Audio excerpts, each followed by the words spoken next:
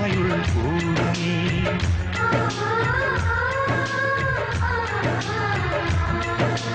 இரண்டு கண்கள் என்றாலும் பார்வை என்றும் ஒன்றுதான். உருவத்திலே தனித்தனிதான், உள்ளம் என்றும் ஒன்றுதான். ஒரு சேவல்தான் நடை காப்பது இந்த அதிசயம் பாருங்கள்.